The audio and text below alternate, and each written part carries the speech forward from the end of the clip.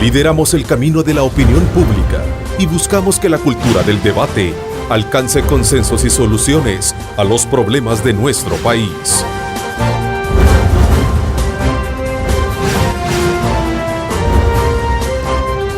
Diálogo con Ernesto López.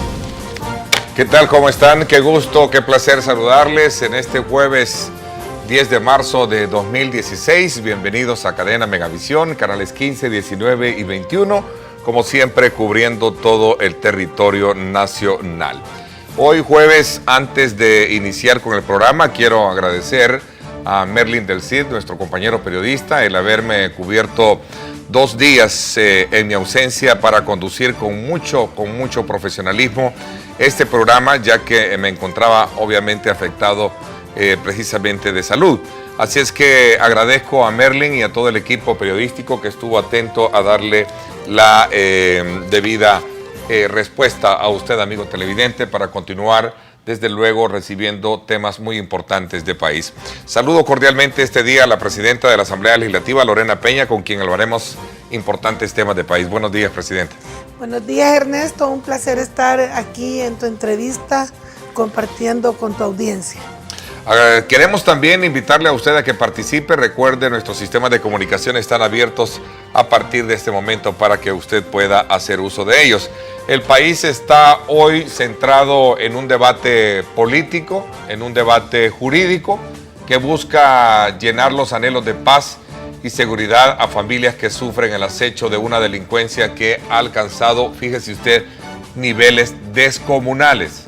A juicio de expertos, un estado de excepción debidamente focalizado podría ser la herramienta efectiva para controlar el auge criminal, obviamente tomando las medidas precautorias para evitar abusos de poder y sobre todo también violaciones constitutivas de ley. A buen salvadoreño, muchos sostienen que esto es llevar al toro, tomar al toro por los cuernos, como se le dice. Es un punto de debate que está trayendo ya consigo las primeras reacciones. Ayer el sector empresarial de nuestro país fijó una posición y consideró que esto de alguna manera son aspectos que tienen que ver con elementos distractores de aspectos puntuales de país que vamos a precisamente abordar con nuestra invitada desde la opinión de ella sobre esos elementos que han sido introducidos al debate.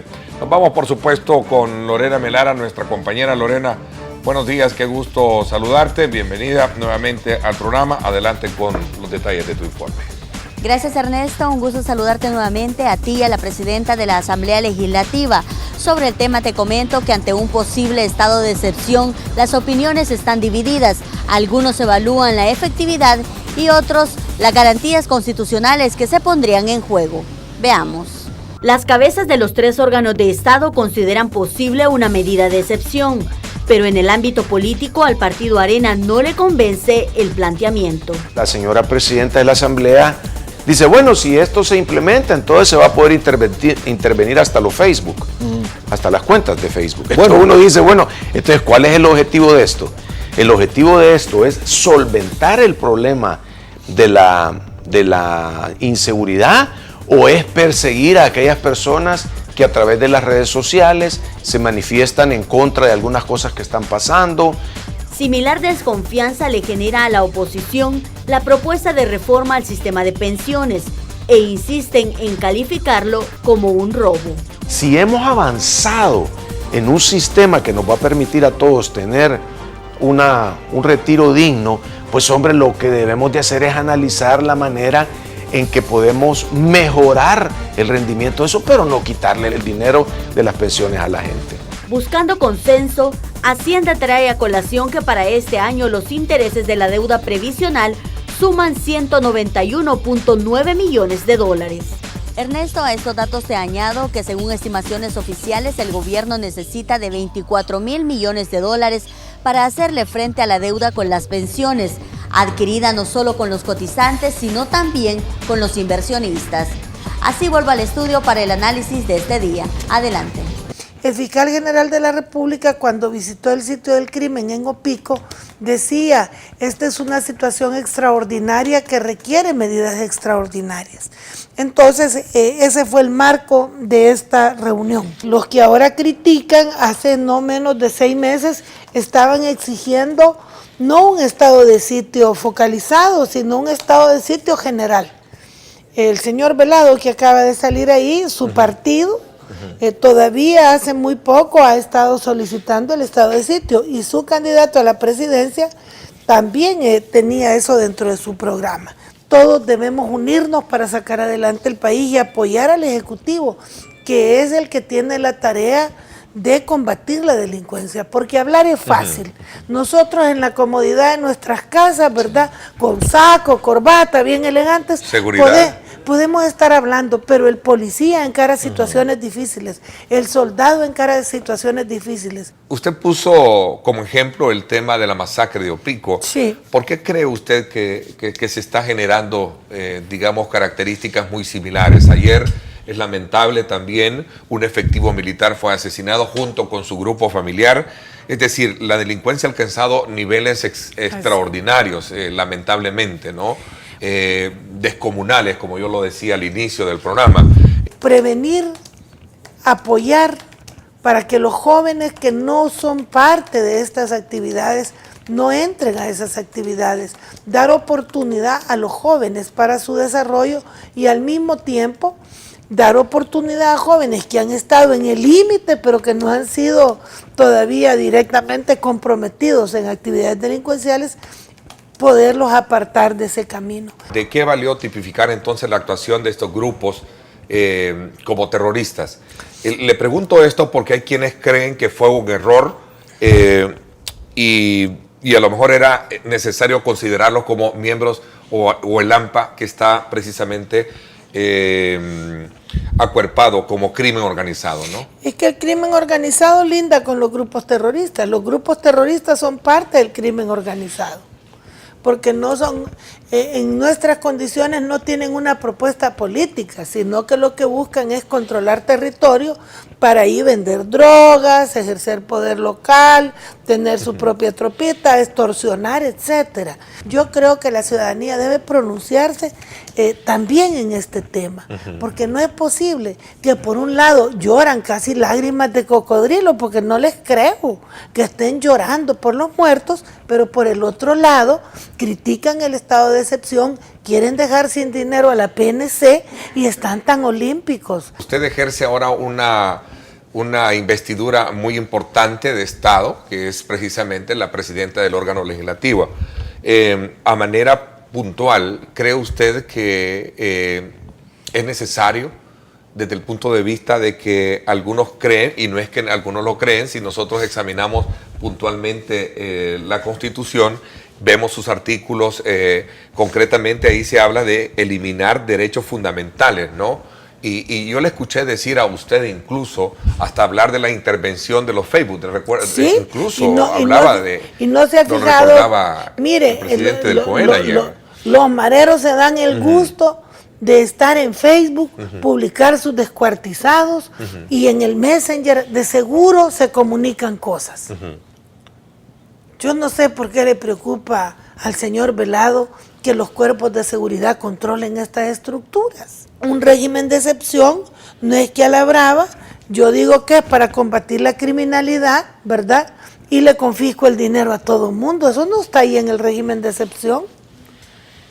Yo creo de que la ciudadanía ha pedido medidas más enérgicas. Hay un montón de jueces que están dejando libres a los criminales y la Corte no hace nada.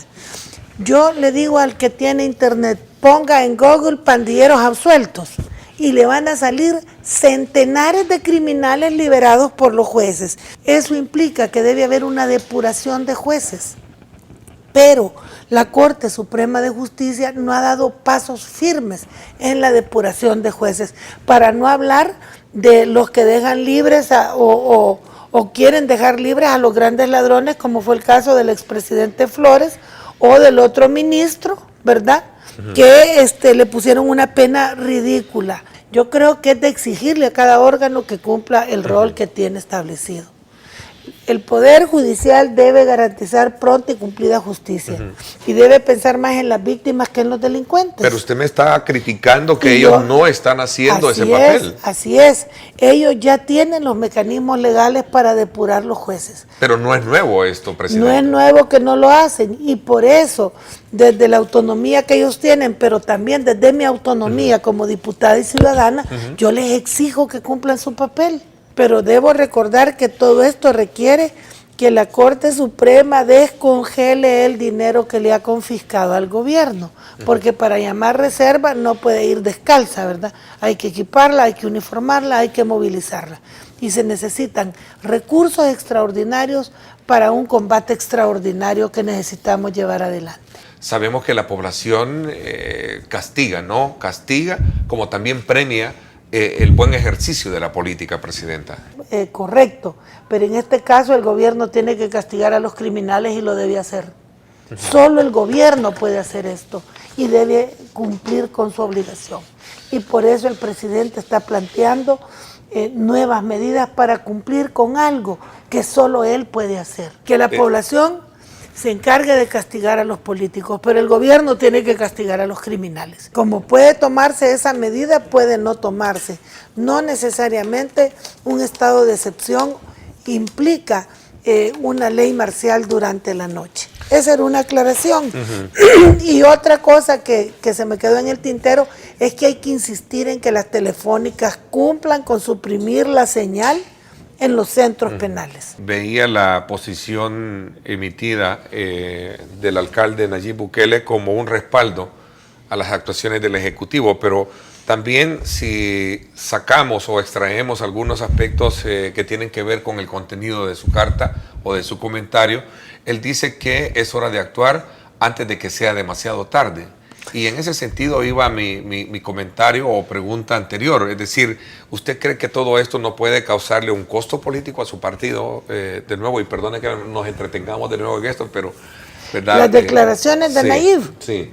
Bueno, yo espero que Nayib no lo está haciendo ni por ganar votos ni por quitarle a nadie votos. Yo creo que él honradamente le da un espaldarazo al presidente cuando le dice está bien, actúe, ¿verdad? Porque la situación es difícil. El presidente del COENA criticándolo no solo desde el punto de vista de lo que está haciendo, sino de lo que hizo en el momento de la masacre de Opico, y decía cómo es posible que mientras nosotros enterrábamos a nuestros trabajadores, funcionarios de gobierno, el presidente, participando de eventos en Venezuela, decía. ¿Qué piensa, presidente? Pienso que es bastante pobre el nivel de análisis y argumentación de ellos. Están en una estrategia meramente electorera. Es muy penoso que en una situación como la que estamos viviendo, el partido principal de oposición esté en una actitud tan electorera. Como el señor Velado le dice bueyes a sus propios correligionarios, pues ¿qué se puede esperar de la capacidad de análisis que tenga para temas tan serios? En este mismo contexto, Arena y también el sector empresarial sostiene de que estos son los factores distractores para poder de alguna manera darle aprobación con, digamos, esos cuestionamientos a la propuesta del Ejecutivo que tiene en el Congreso, presidente. No es estilo de esta servidora tratar estos temas como madrugón, a diferencia de cómo los trataban otros. Y por eso le estamos dando, ventilando ante la ciudadanía estos debates que son seguidos en público en la misma... ¿A qué se refiere cuando lo hacían otros? Es que en tiempos anteriores, cuando la oposición actual gobernaba, ¿verdad?, se daban el lujo de aprobar en una sola noche y sin lectura este tipo de reformas, práctica, como la dolarización y otras, ¿verdad? Pero nosotros... Pero esta práctica continuó no. Incluso estando al frente también representantes de su partido. ¿Cuál? Quisiera traerlo a colación Dígame en este una. momento, pero No, sí no hay hubo de ninguna. algunos que se generaron también. No hay ninguna, porque todas las reformas que han habido desde que gobierna el FMLN han estado bajo mi responsabilidad. ¿No han habido madrugones? Ni una. ¿Sí? Bueno, ni una, así como lo oye. Lo vamos a dejar de tarea, ¿no? Sí, sí, sí. A ver. Todos los proyectos, reformas fiscales, presupuesto han tenido una amplia discusión en el seno de la Asamblea Legislativa, como lo está teniendo este proyecto. ¿Por qué la oposición está vendiendo que lo que quiere el gobierno es resolver problemas fiscales y no resolver el problema a tiempo que tiene que ver con una pensión digna? Mire, me faltaba un detalle que explique en parte esto. En el sistema privatizado de pensiones, las AFP han cobrado en promedio como comisión el 20% de los ahorros. Miren, es una buena cantidad de dinero. Son más de 1.400 millones de dólares que han cobrado como comisiones. Y tienen una rentabilidad impresionante, porque basta que un cotizado les dé 100 pesos para que ellos se agarren 20. Aunque no hayan movido un dedo. Entonces, en parte la crítica del sector empresarial es porque nosotros planteamos que hay que revisar también las comisiones.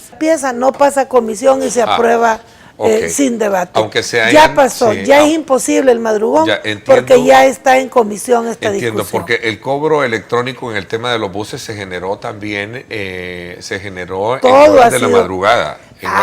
Será en horas de la madrugada, pero tenía meses de estar en discusión. Ahí está la salvedad que me está dando también. Es que la hora de la plenaria depende de cuánto quieran hablar los diputados. En el 2013 me están diciendo... El madrugón es cuando no se discute, no va a comisión y a quemarropa se vota. En febrero de 2013 también la Asamblea quitó al Instituto de Información Pública la obligación de obligar al gobierno a entregar información también, y fue en horas de la madrugada. Pero debe haber tenido un amplio debate en la comisión respectiva. Esa es la salvedad que me está poniendo, pero no se da en horas de la madrugada. O sea, eso hay que decirle a algunos que hablan mucho para que la plenaria no se alargue. Porque eso ya no depende del proceso de formación de ley. Pero yo sí le garantizo que bajo mi responsabilidad los temas relevantes se han discutido ampliamente en la comisión. Aunque se aprueben en la madrugada. A la hora que dejen de hablar, mire, hemos tenido proyectos de ley que han tardado 7 horas hablando. Y cuando uno dice que ya es demasiado tiempo, le dicen a uno que quite el micrófono. ¿No ha oído que me dicen eso? Por supuesto. Nada menos y ya lo hizo, y lo hizo en su administración, ¿no? Pero ya cuando ponen casi a tirar buscaniguas en medio de las canillas de la gente. El caso de Ana Vilma, el ya caso cuando también es mucho el relajo, ni modo. Si Carla para eso, Hernández también. Pues sí, cuando es un gran relajo hay que poner algún orden. Pero fíjese que la directiva estaba comentando ayer de que vamos a someter a consulta si le ponemos tiempo límite a los partidos para el debate de dictámenes, porque en las piezas tenemos tiempo límite, pero en el dictamen el reglamento dice que es ilimitado. Entonces ahí puede ver usted discursos repetitivos y repetitivos y repetitivos, pero en fin, esa es una discusión que tienen. Bien, estas restricciones también para la prensa. La movilidad lo publica este día uno de nuestros periódicos. Es que no hayan que decir lo que, si lee bien, le hemos dicho a la prensa de los partidos que no se metan en medio para que la prensa de los medios pueda tomar las fotos, porque ahorita se da que todos los diputados o la mayoría tienen un fotógrafo personal. Entonces resulta que ya no somos 84 sentados ahí, sino 168. Y se imagina el montón de gente tomándole fotos. Ha crecido hasta cada uno de sus diputados. O sea, es que tenemos 84 fotógrafos también. Vaya a fijarse, es un desorden en el pleno. Por decir 84, pero póngale que hayan 20 y andan ahí metidos en medio de los curules. Cuando yo tengo gente atrás de mí que no conozco, su vida en el pleno. Quiera la desgracia, se mete un delincuente y le mete un balazo a un diputado, va a ser responsabilidad de la directiva. Por eso el área donde los diputados funcionan debe ser respetada, pero la prensa tiene su palco, su sala de prensa y su área que nadie la está tocando. Lamento mucho que el tiempo se nos haya ido, porque me hubiese gustado seguir hablando de esto, conocer de algunas sanciones a diputados, que por cierto un video porno que también ya lo se conoció. Destituimos a ese señor, es una vergüenza. Sí. Bueno, confieso que me encanta conversar con usted, porque sé que puedo hablar de muchos temas y podemos también debatir muchos temas. Para mí también es un placer acompañarlo, Ernesto. Gracias. Le agradezco muchísimo al país. Gracias también por haber estado con nosotros. 8 de la noche muy temprano por Canal 19 Nuestro Reprise. Gracias, pásenla bien y como siempre recuerden lo más importante, amar a Dios sobre todas las cosas. 770 Boutique. El estilo no tiene talla.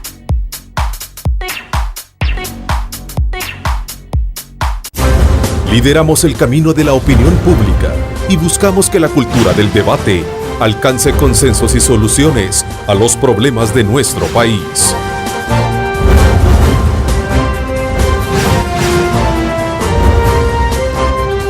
Diálogo con Ernesto López.